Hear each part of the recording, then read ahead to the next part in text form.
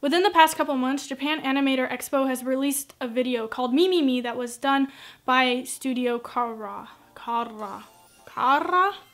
I don't know if you could tell, but I'm really bad at pronouncing things. Now, Me is not a video for everyone, specifically Americans. And the reason why is because Americans' view on sex and sexuality is very narrow. So if you are an American and you want to watch this video, I would watch it with an open mind.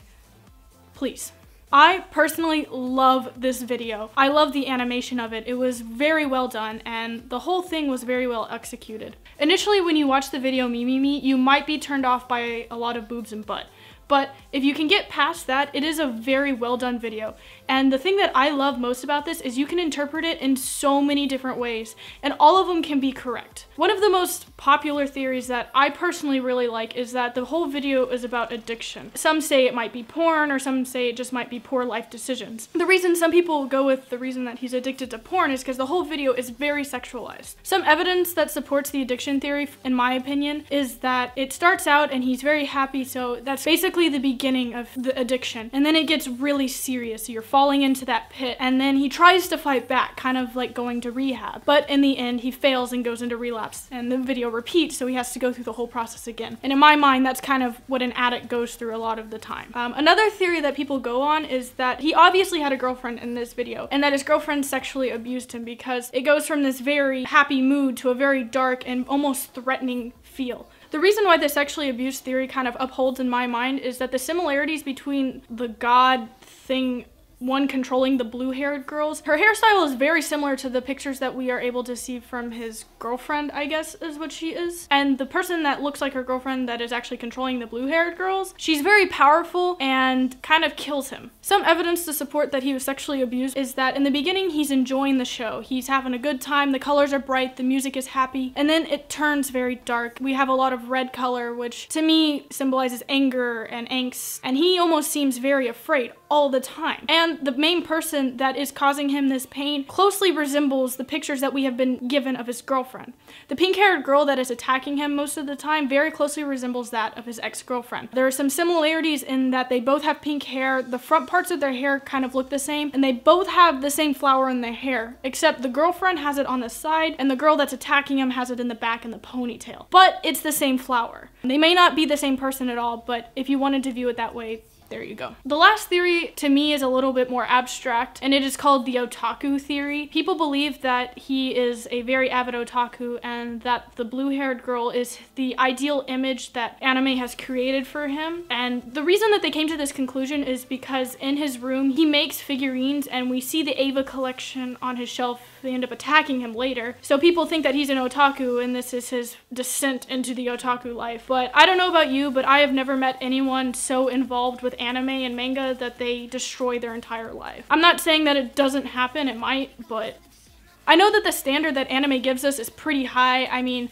I myself am very attracted to anime boys. But anyways, to me the otaku theory, while it does make sense and there is proof to back it up, like why would they show us that he makes figurines and that he has a ton and he has the poster on his wall? I just personally can't envision it as well as I can for the sexually abused or the addiction. But there are some common things that we can talk about in this series that might help you to draw your own conclusions. The blue-haired girl that we see throughout the video seems to be the source of his problems. It's the person that he's killing when he's in the first-person shooter and is shooting him when he's up in space or whatever. And so to me, and a lot of other people, she is the source of the problem, whatever it may be. 2. We know that he had a relationship with this pink-haired girl. We don't know what happened, why they broke up, when they broke up, or anything that happens. All we know is that he probably somehow regretted it because it shows us from the third-person point of view that he is breaking up with her, but he obviously wants to go back and not do that. 3.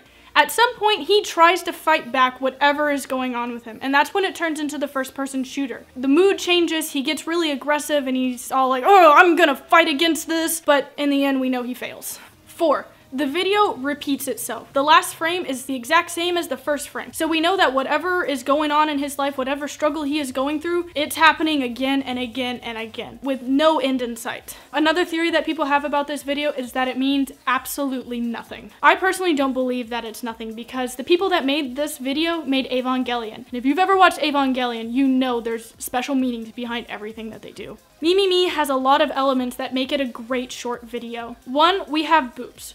Who doesn't like boobs? 2, there's action. He's fighting things, things are fighting him. People love action. 3, the animation of it was superb. You can tell that a lot of time and energy was put into this, unlike the video game Sonic Boom. Honestly, for me, after watching it a couple times, the sexuality of the whole video didn't bother me. When I first watched it, it was a little off-putting because I am American, but after watching it several times, I realized that there was a lot more behind this than just the sex. If you liked watching this video, show it to your friends, and if they like it too, then you guys can remain friends. If they don't, you should probably find some new ones. There were some moments in the video that I still think are a little ridiculous. One ridiculous thing I thought is when the blue-haired girl's boobs turned into guns. I mean, it was probably to show us something, but it still seemed very Japan to me.